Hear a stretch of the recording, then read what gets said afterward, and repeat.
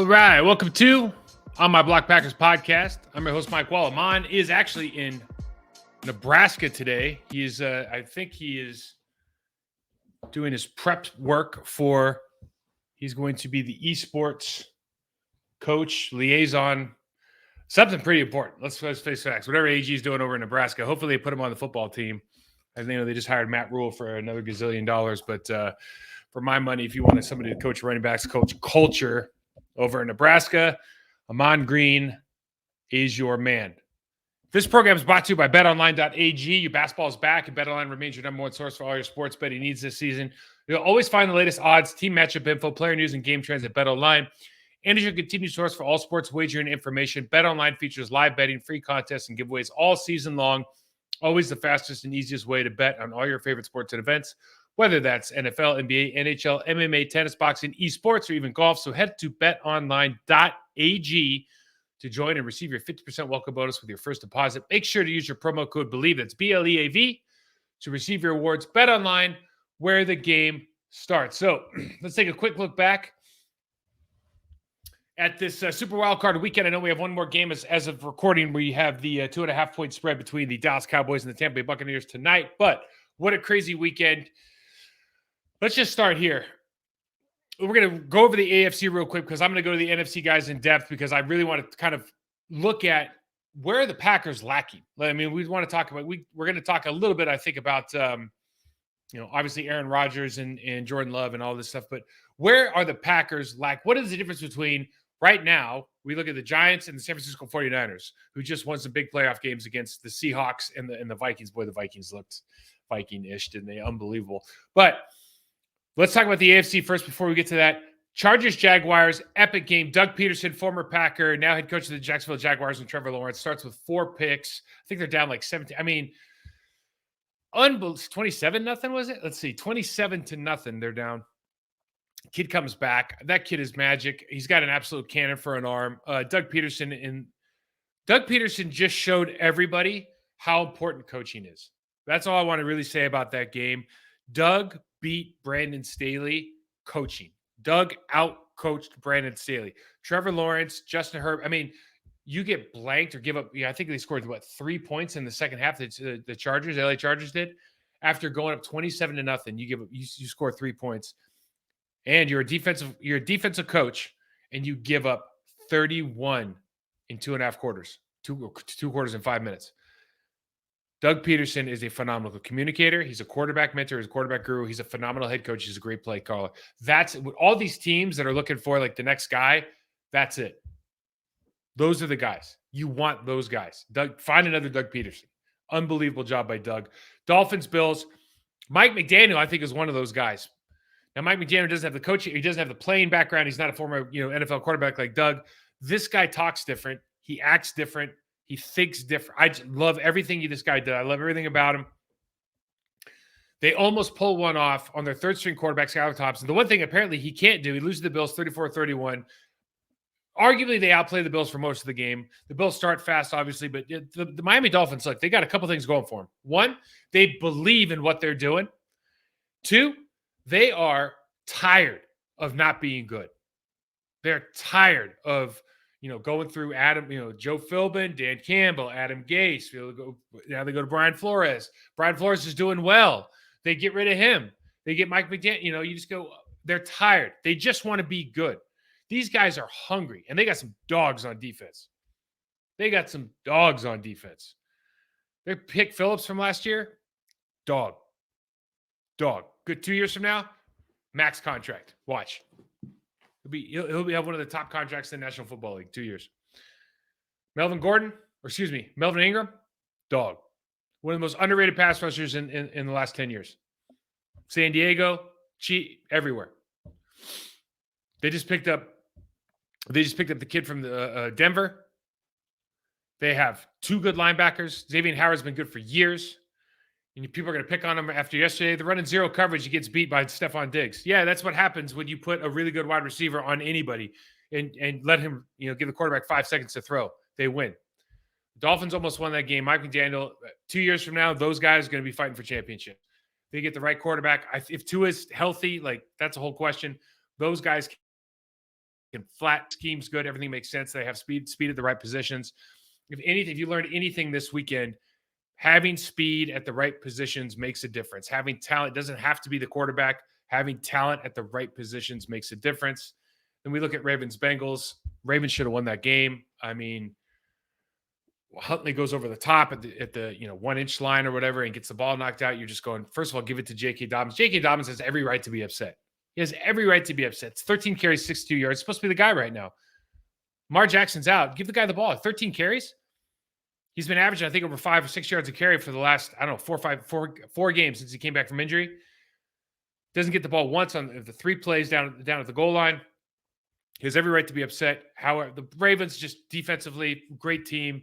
Bengals, I don't know, like, it's hard to bet against Joe Burrow, even against Joe Burrow, Josh Allen next week. It's hard because their offensive line is terrible. It was terrible last year, and he still gets it done. It's terrible this year. It's arguably going to be worse this year now because they got the right side missing, and I think Jonah Williams just got hurt. It's going to be terrible this next game. And I don't know, just take 7 sacks. I don't care. I'll get sacked 8 times. I've never seen, he's the closest thing. When I was a kid, you sat there and you thought about Joe Montana was the guy. And I don't know his stats. I'm 8 years old, 10 years old. But you just go, man, that guy's good. Joe Burrow's like, oh man, I don't know his stats. Boy, he can throw. He just kind of gets it done. And the ball is always on time. His guys always seem open. They're really, really good. If you look at all of this team, this is actually interesting to me. If you look at all the teams right now, you look at, Seahawks, 49ers. 49ers win the game. Jaguars, Chargers, Jaguars, Bills, Giants. The Bengals are the only team where their offense is actually difficult to run. Like, it's not user-friendly. The Bengals offense is the least user-friendly offense of any team left in the playoffs.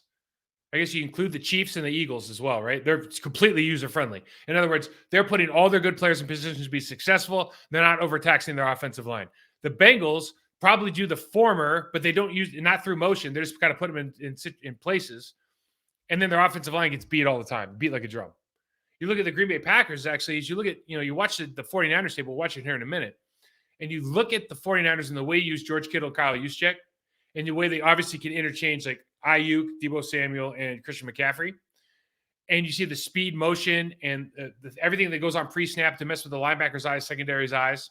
You see where they align guys from a crack position, so the defensive end has to widen out naturally to create natural running lanes. Like, everything they do is user-friendly.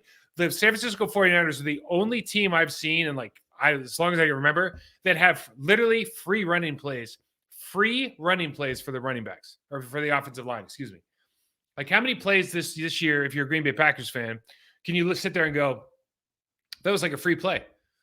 Like, the tight end and the fullback, or the two tight, they're doing all the work.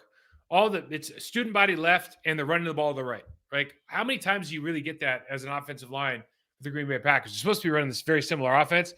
Kyle Shanahan's next level. We're going to go into it right now. But the AFC, to me, the Bengals, the big game is going to be the Bengals-Bills. The Chiefs, Patrick Mahomes, the whole thing. I mean, listen, do you sit there and go, do the Jaguars have a chance? Well, yes, but good Lord. I mean, the Jaguars, the thing that they have is they have 3 or 4 guys that can rush the passer, right? Starting with Josh Allen. The other Josh Allen is probably the most underrated guy, especially the most underrated Josh Allen in the National Football League. This guy is incredible. He can against the run, against the pass, high motor, leverage, strong, has great moves, up and unders, cross chops. He can do it all. Guy's a absolute maniacal football player. Like, you guys got high energy, great leverage. Arden Key's a great player, 95. They can all do it, right? Trayvon Walker is coming along. If they can upset and disrupt at the edges, which I think they can do against the Chiefs, and I don't think Patrick Mahomes can run away from those guys because they're all like 6'4", 6'5", can run. They're just built, they're those tall, lanky, they leverage, but they're also powerful, athletic guys. That could be interesting. Not going to bet against Patrick Mahomes. Let's get into this NFC stuff. So I broke down the 9, because we're going to look at this, but I also want to look at and appreciate kind of what some other teams are doing. You start looking at the Green Bay Packers and go, all right, Are we doing this? Are we doing this is it a personnel? Is it a scheme? What's the issue? Why are we not where we want to be? And kind of appreciate some of the things that people are doing around the league and see if we can adopt any of this stuff. So let's take a look.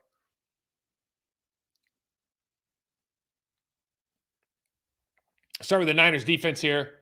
And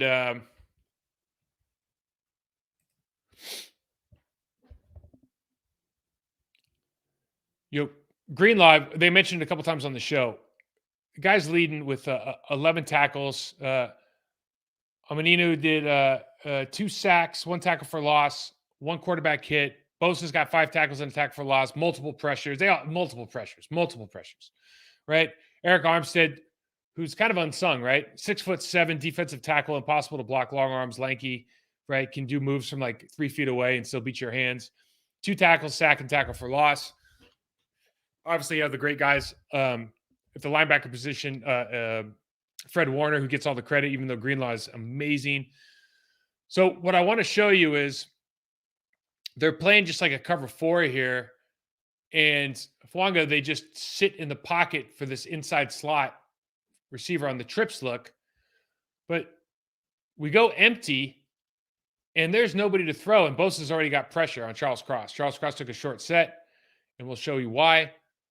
But he can't even – we're talking about the quarterback. He can't even plant his feet. Geno Smith can't even plant his feet before he's got to get the heck out of there and get swallowed up. And these are the kind of things that – this is the sack fumble. These are kind of things that the 49ers defense just can't account for.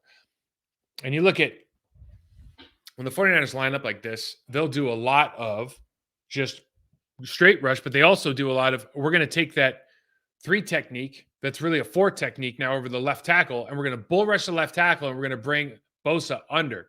And so when you set as a left tackle, you have to kind of set on this guy, but it kind of gives you more, you have a tendency to give it more attention than you should.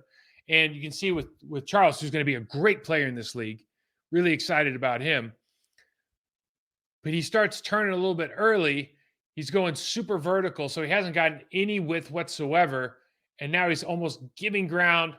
He's at a bad angle, and this is just a bad look. He's catching a player who really is good at that bend and winning with that inside hand on a power press move.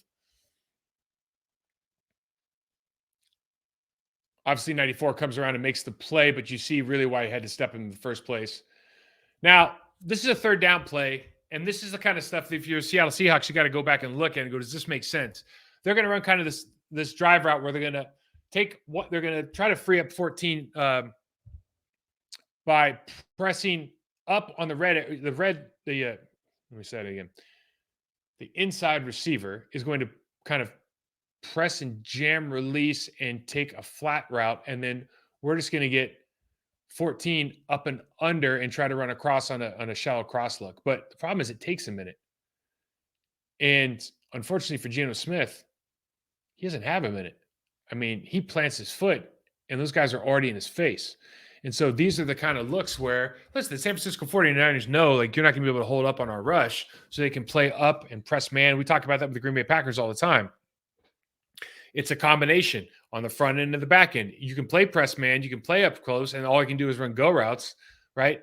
If you believe that with the look you're giving right now that you see on the screen, you're going to be able to get home under 2.5 seconds. If the answer is you can't get home after 2.5 seconds, you're going to get some momentum, then yeah, you expect that your receivers are going to be able to, like DK, he's going to be able to create some separation. They just don't literally have the time. You can see Geno Smith here. They get ready to go. Ball 1, 2. And right here, he wants to throw.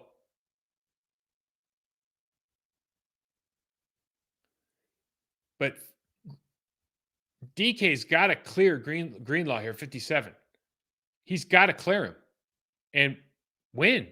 No time. They're just relentless on defense. When I think about this team, when you just think about the San Francisco 49ers and you want to just make a proclamation about, what's their culture? What are they all about? For me, it's just they are absolutely relentless, really on offense and defense. It's incredibly impressive.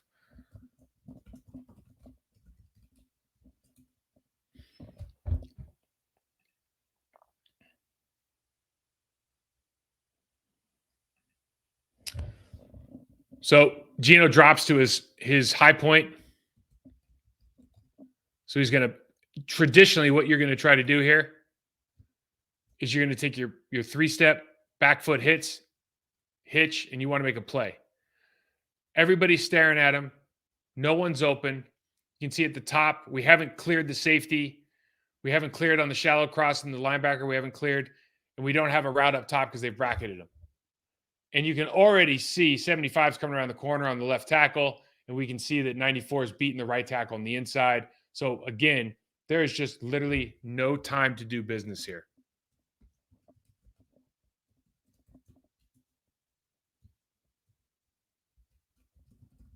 So the reason I put those lines up, guys, is ideally as a offensive tackle,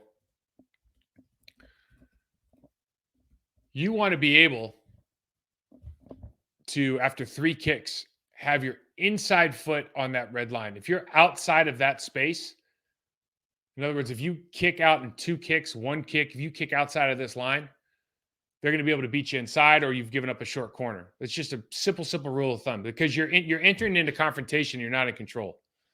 So you see both of these guys. You see on the left side first, Charles is already turned on 2. He's got a problem. We'll go back and look at 72. Takes his set right here. That's on his second step. He's already too wide. He gives up the inside move. 94 comes in. Easy sack. Not rocket science. It's just good football. Now, in the run game, it's the same. They're just attacking. And Fant here should sense, because 31's outside of Bosa, the Bosa's probably going to come inside. First of all, Bosa usually has outside hand up, right? So he's changing his stance. His body's leaning to face to the inside. And he's going to try to get skinny through here and just gets lit up, pushed across. And now he's created a situation where there's nowhere for Kenneth Walker to run. There's no running lane. And they just swarm. I mean, if one thing is consistent with these guys, they just swarm on defense. Now, this is like a left gap call for the center. I mean, he's going to work with the left guard up to 54. Okay. And the right guard and the right tackle are going to do a B block to 57. But you see the way the Niners run this and they're running this right on the snap of the ball. Like they already know exactly where the ball's going. Greenlaw's hitting this thing on the snap. He's not reading anything here. He already has made his pre-snap cues and pre-snap reads. He knows exactly what he's going to be doing right here. We get the spike by the 2-eye over the left guard. And now the left guard thinks he's rising up for 54, which he's right. The center has to come all the way past this off with the right guard and get up to 57. Can't do it. 57 crosses his face, which makes the running back cut before the line of scrimmage. We talk to AG about this all the time. This is how you stop a running back's momentum. Just gets washed up. Just a great system and scheme. Offensively, I mean, these guys are really, really good at making people pay by formation and then utilizing the weapons that they have. And for me, I think that Kyle Juszczyk and George Kittle are the absolute key to success for this team. We'll start here. And Bruce Irvin, you can see, is split out. And he split it because he's worried that Juszczyk's going to crack him. Juszczyk's in a cracked look. They bring Kittle across, and he's sprinting across. He's not giving anybody time to think about it. So now 51 has to sit here and widen. Now he's got Trent Williams, 71, coming at him. And Juszczyk's just going to come in and crack the middle linebacker. Easy. Now, Kittle has corner responsibility, but he runs inside out on Trent, so Trent can come off the ball as hard as he wants. And by the way, Trent's a scary dude running at you. It's like Larry Allen 2.0 running at you. He can take off any hip here on 51. They now have a huge running lane. And now George Kittle, who runs about 265, badass, is just running at a cornerback. Nothing happening. I mean, just phenomenal scheme. They just put you in a situation to be successful. You look at it again. Look at the speed and how that affect, like the speed of Kittle. And now you look at 57. 57 doesn't have a running start, right? And where are his eyes? His eyes are on the offensive line. His eyes are on George Kittle. His eyes are in the backfield. And who blocks him? Juszczyk. Doesn't even see him. Doesn't even see him. What great. I mean, it's just such a smart design. The rest of the offensive line, I mean, yeah, they're in there playing ball, right? They're not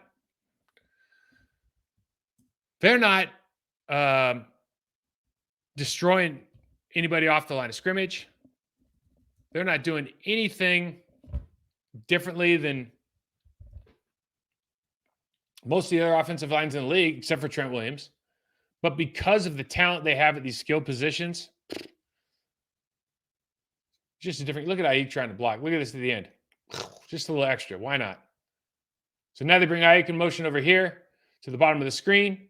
Again, we're picking on the linebacker. You see the toss look. And if you're a Green Bay Packers fan, you got George Kittle and Ayuk here. 51, Bruce Irvin's like, now, okay, well, now we're going to spike inside because I'm not just going to sit here and I'm not going to get cracked by Ayuk. I'm just going to take matters in my own hands. I'm going to spike inside. It's a design play, but they're doing it for a reason.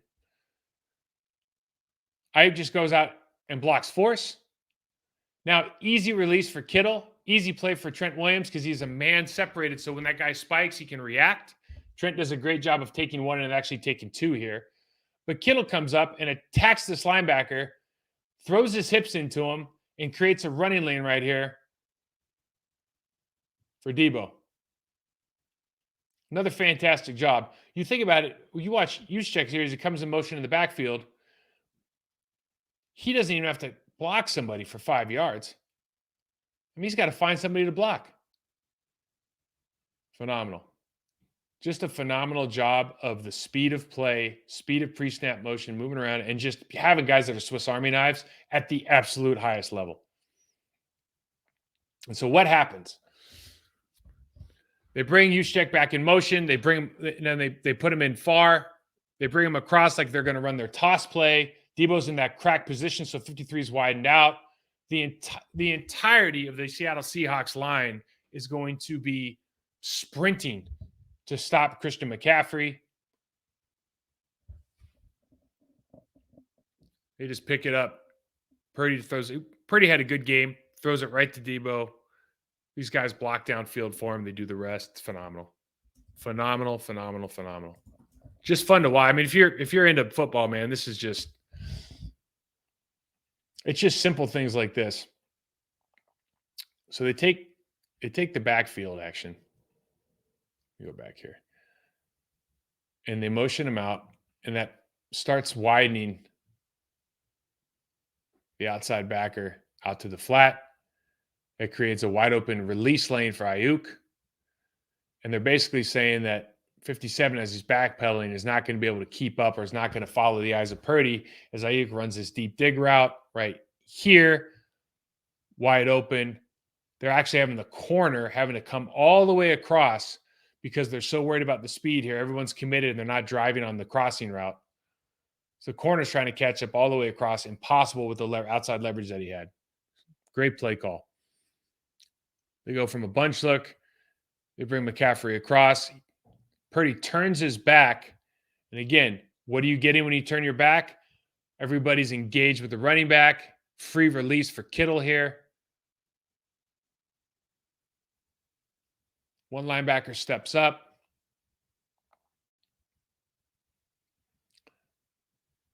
Now they're trying to pass this off, but it's like, pass it off to who? Is he trying to communicate with the linebacker? The safety on the other side's got to worry about the corner route.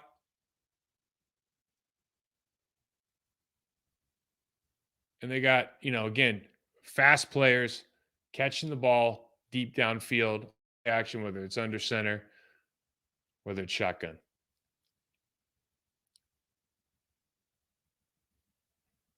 And you look at the action, a lot of teams run this, so they'll pull their right guard, lock everybody down, bring Juszczyk down as well. He doesn't even have to block Bruce Irvin, right? It's like you get to the point where they're really rushing 2 right here, which is insane. Great pocket, great throw. And then when I talk about, what do you need? Like, what do you need to advance? What do you need to go forward here?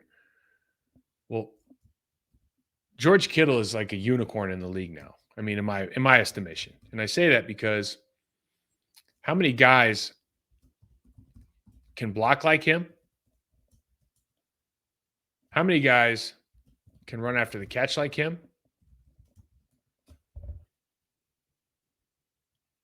You got 4 Seattle Seahawks DBs and linebackers. He outruns 2 safeties and runs over a corner to get an extra 6 yards on that catch in the middle, all the way to the sideline. Shouldn't be able to happen, right? But he's a special athlete, but he's also a special football player. He puts the work in. Guys are fun to watch. So you want to think about that team, though. Let's just talk about it from an offensive standpoint. Like, what do they have? What do they have that the Packers don't? Packers have Aaron Rodgers. They're playing with Brock Purdy, and he's playing at a ridiculously high level. Brock Purdy had, let's see here. Well, Christian McCaffrey had 119 yards on 15 carries. Brock Purdy had 332 yards, 18 for 30. I mean, pretty efficient day. And, like, he doesn't throw a great ball. But when you run for 181 yards on 33 carries with a 5.5 yard per carry average, you got Debo's got 133 passing and 32 rushing. Ayuk's got 3 for 73. So those guys are great, right? And they're unique. And they've done a great job of accumulating speed and talent at important positions, and they can move them around, and it's phenomenal. It really is. It's fun to watch from a scheme standpoint. I don't know if you executed as well without those players, but I know that you execute just conceptually what they're forcing those guys to do, and what they're doing with speed, motion, pre-snap is something that the Green Bay Packers could adopt immediately and see a dramatic improvement. Here's what is exciting from an old school guy. Kyle Juszczyk had 1 catch for 6 yards, no carries. George Kittle had 2 catches for 37 yards, no carries. So those guys touched the ball 3 times, and I will argue that they're as important, if not more so, than any 2 players on the San Francisco 49ers as far as being successful. I'm talking about skill position guys. Now, what did I just say? McCaffrey had 119 rushing, 17 catching, 33 for Debo, 133 for Debo, and 32 rushing. Ayuk's got 73. Those 2 players, 3 catches for 43 yards. But everything they do in that system, the leverage they create, the mismatches, the speed motions, the power, the physicality, the aggressive, everything that they do is built around the fact that those 2 are just badass unicorns. That it's not like you can't find those guys. It's not like they don't exist. It's not like there's not another Kyle Juszczyk out there or another George Kittle. We just don't. Like, we look at Travis Kelce, we look at the slot receiver tight end, and we covet that now. We don't even think about fullbacks. And you've got 2 guys here that are literally the keys to unlocking a defense from the San Francisco 49ers standpoint. If you have those kind of guys, you can find those. I think you can find them. I don't know if you can find a George Kittle. I don't know if you can find a Kyle Juszczyk, but you can find comparables in college football, in the National Football League. You just have to go out and teach them and use them and develop them to be these kind of players. Man, those guys are special, and they are making an incredible difference for that team. Offensive line-wise, yeah, they got Trent Williams. David Bakhtiari is same tier, right? Everybody else on that team, I don't know if you trade a single player on the offensive line for the San Francisco. Maybe McGlinchey, right tackle, first round pick, Notre Dame. Maybe you trade him for Yosh. But the rest of the guys, it's kind of same. Like Jake Brendel and Josh Myers. You would say Josh Myers is the better prospect. Jake Brendel's a tough kid from UCLA, strong, but veteran, been well coached, all of that. But those guys aren't knocking anybody off. They're not killing anybody. They're just running a system that complements them at the highest level. And then you look, obviously, the receivers. I mean, it's just Ayuk's you don't even think about Ayuk. 3 yards, 3 catches, 73 yards. And you just go, well, Christian Watson, we have guys. Romeo, you have to get guys that can run through tackles. I mean, the Seahawks are usually good tackling team. They made them look foolish yesterday. But when you have a clear vision of what you want to do with your team, like Kyle Shanahan does, he has actually made the focal point of the team, not the quarterback. And I'm not saying that's the way for everybody to do it. Certainly, like Joe Burrow, the Bengals couldn't live this way. But with this guy, and you see it, Mike McDaniel's really done the same thing. The Jaguars offense is, Trevor Lawrence is a huge part of the Jaguars offense, and the Bills a huge part of, but the Giants maybe is a better example. You're taking some of the focal point off of the one position, and you're making his supporting cast a much more important or primary part of what's happening on the field every single game against every opponent. I love it. We'll talk about the Giants right now. So Giants offense, let's go back to it, because Daniel Jones had himself a day yesterday. I know I just said all that, and Daniel Jones did have a day yesterday. So Daniel Jones ended up 24 for 35, 301 yards, 2 touchdowns, no picks. He had 78 yards rushing on 17 carries. So he led the Giants in both. He broke some record, something about 70 yards rushing and 300 yards passing. Had a phenomenal day. But what's important is that, for example, this kid, Evan Neal, the first-round draft pick, is not playing well. And they made him look good. Or they understood that Daniel Jones, you're going to have to win with your legs some of these times. Some of these plays, they're going to get pressure. You're going to have to evade and make moves. And he was just more than willing to do it.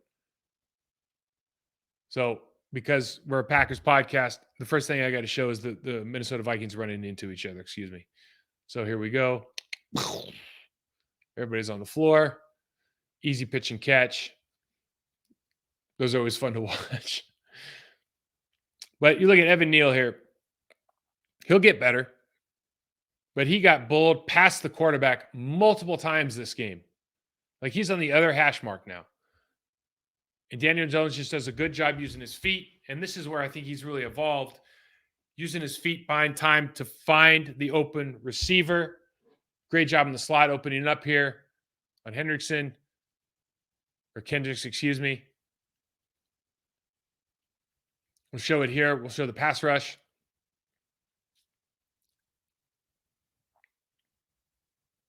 Just gets that inside stab. You see we're catching here on the with our left hand here at the right tackle position. Gets pulled by. It's just a phenomenal job. We know the Minnesota Vikings are great in the secondary. Now, we just showed a ton of plays where this guy's worried about getting cracked. Now, if you're a Minnesota Vikings fan, you're going, okay, let's just look at this. We're tighter to the field. We're on the right hash, so we're tighter to the field. We're in a crack position. Should we be aware here? Should we have one guy outside leverage on this entire thing? It's likely a problem. It's a thing they'll look back at and go, okay, we should probably leverage this a little bit better. It's not like you're going to run the toss out here on the right side. It doesn't make a lot of sense, just given the numbers and given the position on the field.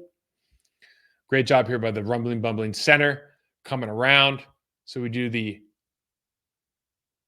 fake jet sweep, pitch to Saquon Barkley. C76 rumbling over, get there. Bang, finally makes the one little block to let a talent like Saquon Barkley, again, focal point for the offense. Saquon Barkley has 53 yards on 9 carries, 2 touchdowns, okay? They run for 142. But because you have a Saquon Barkley, it changes the outlook of your team. What are you worried about? What's the game plan? Okay, yeah. Are we worried about Daniel Jones? Maybe after yesterday, yes. What is every team going in saying? We got to stop Saquon Barkley. right? Stop Saquon Barkley, stop the play action pass, right? Off of the Saquon Barkley runs. Got trips up top. One thing they do with Saquon Barkley is that when you release him through the line of scrimmage, so a lot of like linebackers, if you flare him out to the right or to the left, it's kind of easy to see, easy to read, easy to pick up. You bring him right down the pipe between the guard and the center, and now you've got a bunch of mess with this linebacker. To his right, he's got bodies, and now he's got to go try to pick up Saquon. They try to pass this thing off to Kendricks. Doesn't work. We'll see it here. So this is Hicks. Tries to pass it. But Kendricks has no idea, man. He's just trying to press that inside slot receiver. He's late to it. Genius. It's just all about communication pre-snap and not having to do it post-snap, right? If you have to do it post-snap, you're usually going to put yourself in a bad position. Same thing here. Saquon's exiting through the B gap, and now you've got bodies flying at you. This really just turns into like a clamped-in bunch look. And they could have thrown anywhere they wanted. Here, you see Saquon's wide open. You see the guy going across the field. The receiver's open as well. You look at this from the end zone copy, though.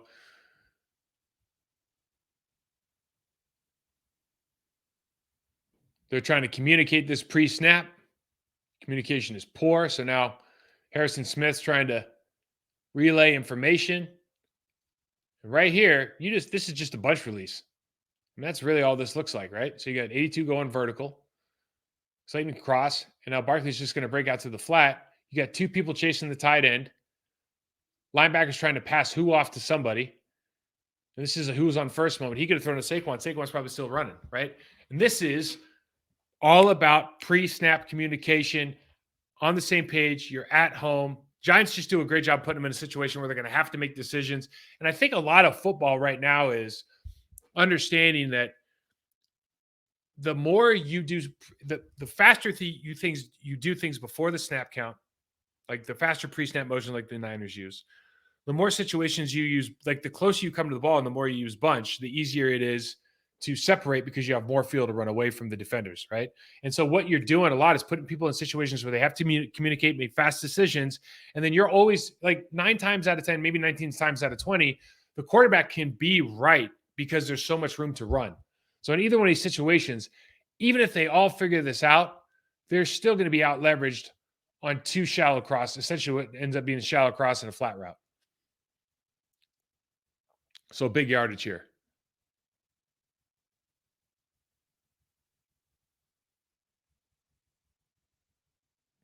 They run the inside trap. Inside trap's getting really big now, and this is a great way to get guys like Barkley a couple more like free touches.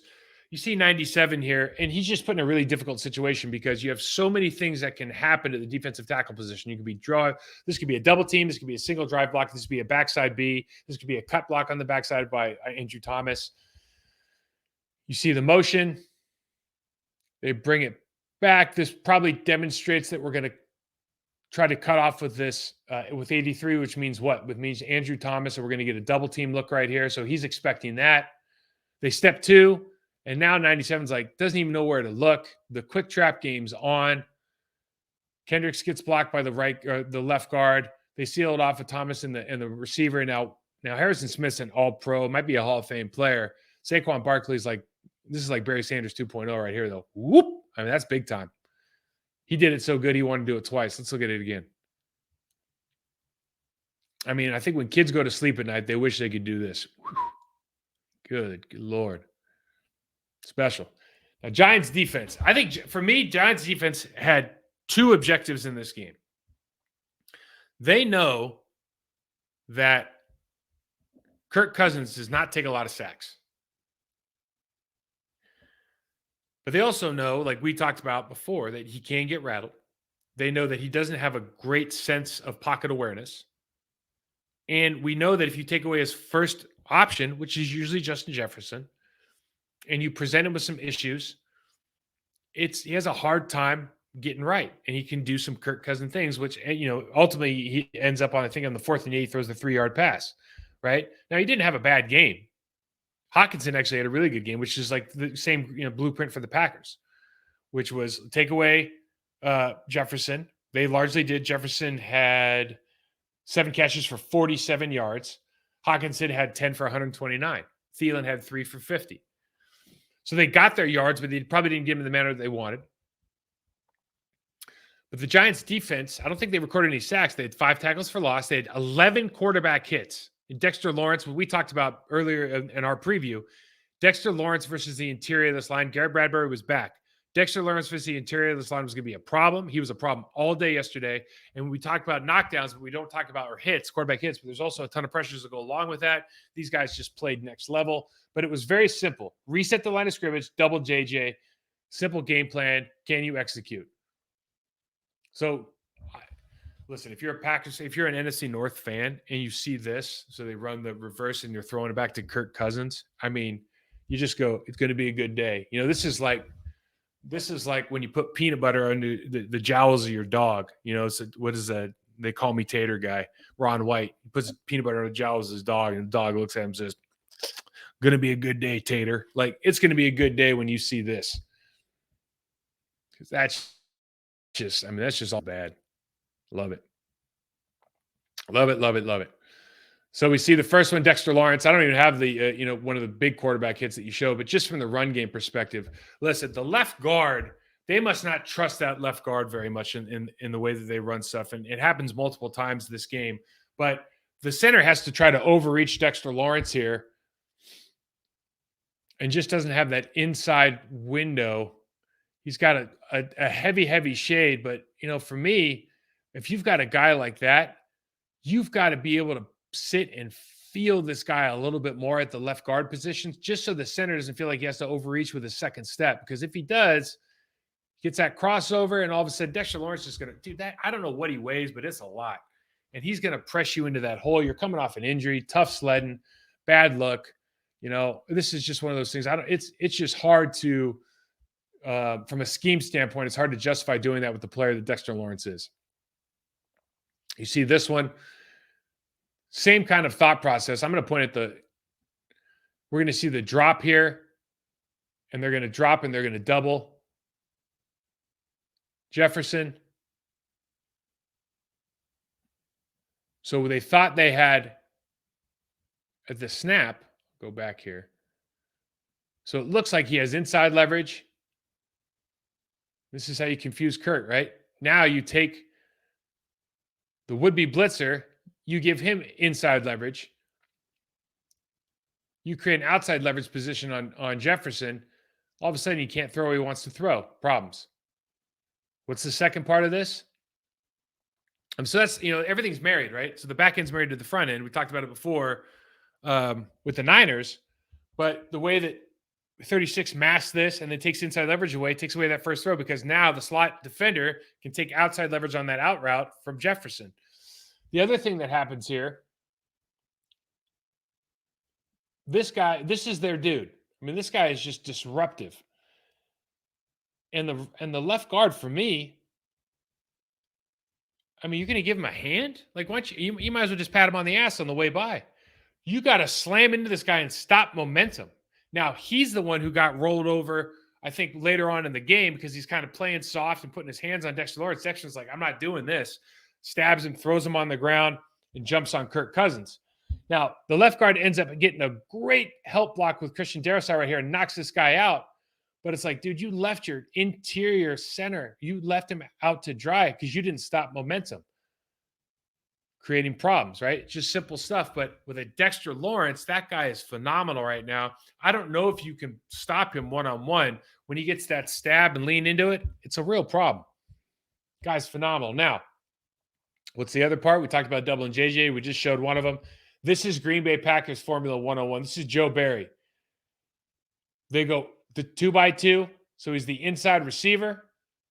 We funnel him in. And look, we got the slot, we have the safety staring at him, chest facing. He is no longer a viable threat. This isn't like the safety's backpedaling, chest facing the quarterback. He is turned in. His chest is facing Justin Jefferson. That option is no longer available.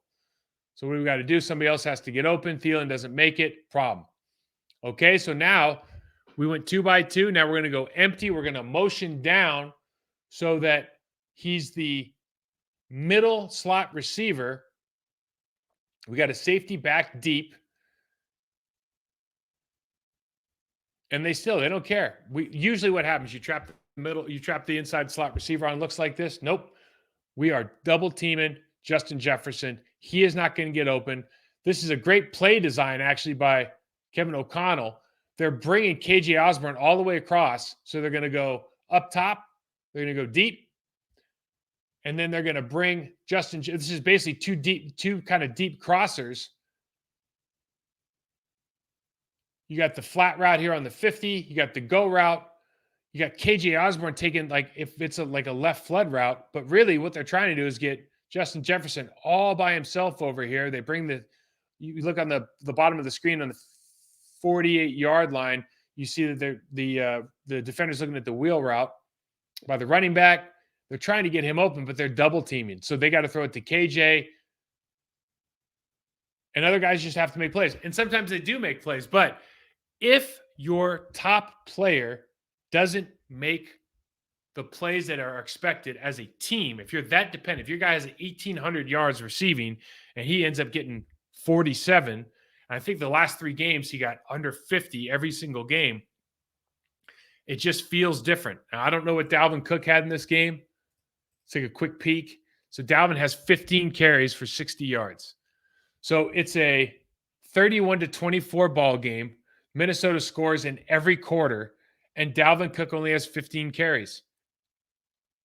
Dalvin Cook has 15 carries, so it's 2-1. So Kirk Cousins drops back. They drop back 40 times, so 1 by Kirk, for 39 by Kirk, 1 by Justin. They throw the ball 16 times. It's 2-1. More than 2-1, excuse me. That's bad math. So it's over 66% of the time they're throwing the football.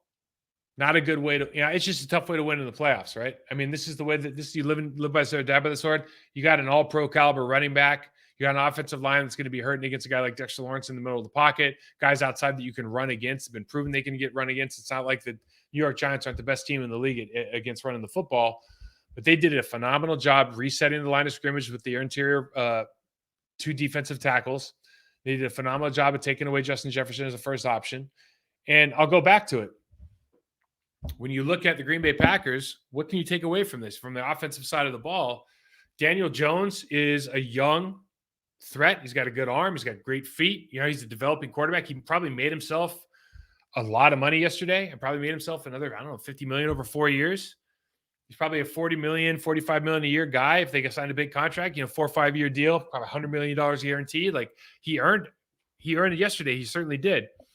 But you're not going to take him over Aaron Rodgers. You look at their running back, Saquon Barkley, arguably one of the best guys in the league. We have Aaron Jones and A.J. Dillon. They're very, very good. Now if you start looking at these different breakdowns in players, you got C-Mac, Deebo Samuel, all those, Elijah Mitchell, all those guys over in San Francisco, phenomenal, right? Giants, Saquon Barkley, phenomenal. Box office. Travis Etienne down in Jacksonville, I think phenomenal, like high level player. Devin Singletary, really Josh Allen's the running back in Buffalo. Joe Mixon's a great player, but really that's the Joe Burrow show over there. But you start looking at the offenses you might want to emulate. Think about San Francisco. Think about to a certain extent, honestly, the New York Giants, like it's a user-friendly offense. They're really good at running back. San Francisco is really good at fullback and really good at tight end. That's where I think the Green Bay Packers would all agree. We need to develop or upgrade. I don't know that you necessarily can turn Tunyon into a Kittle, just mentality-wise, the way he works in the offseason, all of that stuff. Like George Kittle's a unique guy, but I think you can find a guy like him and develop it. It's not going to be next year, but maybe in 2 years from now. But just you're drafting with the idea of, I want that kind of player. I want that kind of personality, that kind of work ethic. Daniel Bellinger is a rookie playing for the New York Giants. He's going to be a good player. He's a developing guy. He's not a huge weapon. He does a little bit of everything, though. He's proficient, right? And they put him in situations to be successful. And then you look at the offensive line. And I don't know, a healthy offensive line, a well-coached offensive line for the Green Bay Packers, a year under the belt. I don't know if they put Stanovich back there. I don't know if they just continue to evolve and improve in that room. But Yeah, Bakhtiari, Jenkins, Myers is going to bounce back and have a better third year. You have to believe that he's going to buckle down and really work on his technique. John Runyon Jr. is going to continue to develop like some more power and explosiveness, be a better version of himself this year. And then the right tackle position, Zach Tom's going to be there somewhere. Josh Heim's going to be there somewhere, depending on what they do in free agency. Like you have the makings of, I think, a good offensive line. They were a good offensive line in 2021, 2022 season. The Niners. Trent Williams is unique, and he does a lot of stuff for that team that just other people can't do. He's a Larry Allen type player. But the rest of them, good. They're good, solid player. They're good, solid offensive player. They're nothing phenomenal. They're not nearly what you would expect them to be given the offensive powerhouse that the Niners are. Jags, Brendan Triff, they brought him in. Phenomenal leader, phenomenal player, going to be a Hall of Famer. The rest of them, same. Good. They're good.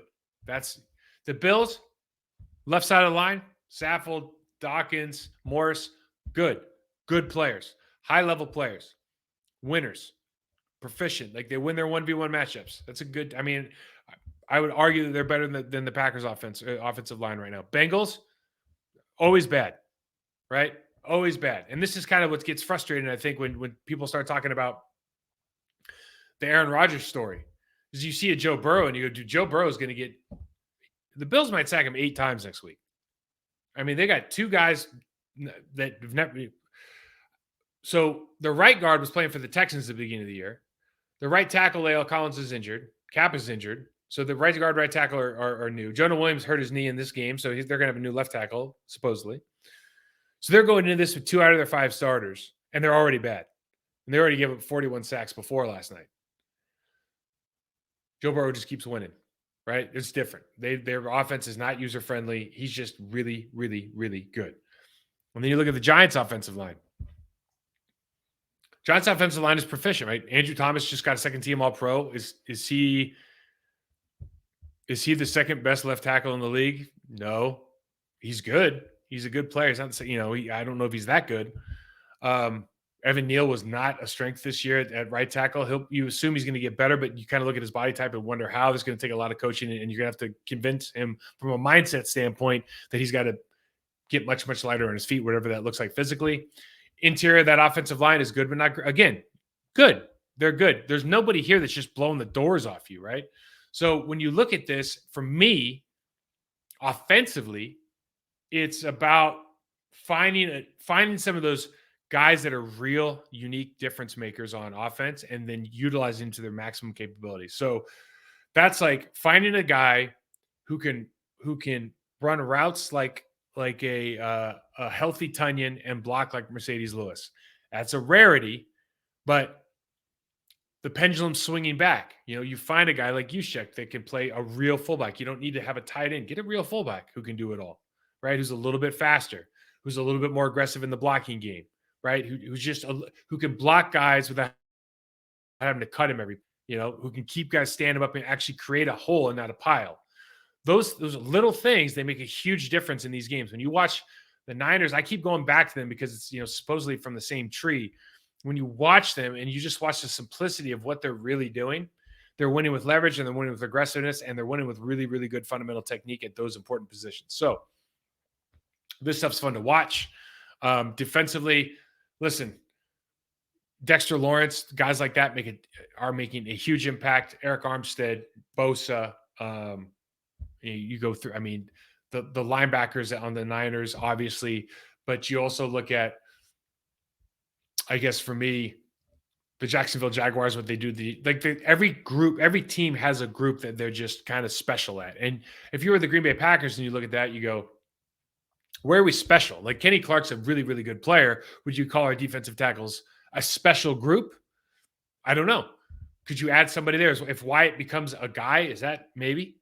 If Rashawn Gary is healthy, Preston Smith, like those two I think are actually pretty special together. But we've talked about it all year. You need a third guy, and that third guy's got to be a stud. I think Hollins is an up-and-coming player. Enik Barry certainly had a good rookie season. But are they, just from a physical standpoint, are they big enough to be the guys that you really need them to be? That's a question I don't know the answer to.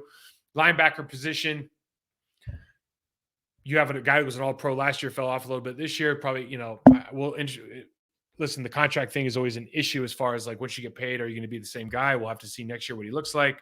Certainly, Quay Walker is a guy who's young and has a lot of learning to do, but certainly has the physical tools. And then secondary, you have questions at the safety position going into the offseason. You probably have questions at one of the corners going into the offseason as far as Stokes coming back from an injury. You start looking at some of these other teams that are going to advance, though, and you can't really, there's no reason to feel bad about the Green Bay Packers. There's some positions that you of need. There's no reason to feel bad about any specific position. To me, it's more about aligning your guys with what your entire team does best. Not necessarily what your quarterback likes the most, not necessarily what your offensive coordinator, your coach likes the most. What plays, what system, what type of things are you going to do that accentuate the positives of your team in the best manner possible? And listen, it's the off season. If if this is what I'm going to run and I got to go get guys to do it, then the wholesale trade fire guys that can't do it and bring guys in that can. So game tonight, Dallas, Tampa, Dallas by 2.5. I'm taking Tom. Dak Prescott is the key to the game. Dak Prescott, they limit him to under 30 attempts. He seems to be playing pretty well. He goes over 30, throws multiple picks. I think it's as simple as that. We showed in a preview last week. Holds on to the ball. Has pocket presence is an issue right now. Accuracy has been an issue. Footwork. If he just can get his feet set, step underneath him. Guy's a good quarterback. He's a great leader. I'm actually rooting for him. I like Dak Prescott. Not a huge fan of Dallas Cowboys historically, but I just think it's always tough to bet against Tom Brady. They're at home. Going to be a good game. Can't wait to watch it. Hope you guys enjoyed this. Check me out, Mike Wall 68 on Twitter, Process to Perform on Instagram. Subscribe, like, all that stuff on YouTube.com. Thursday. Until then,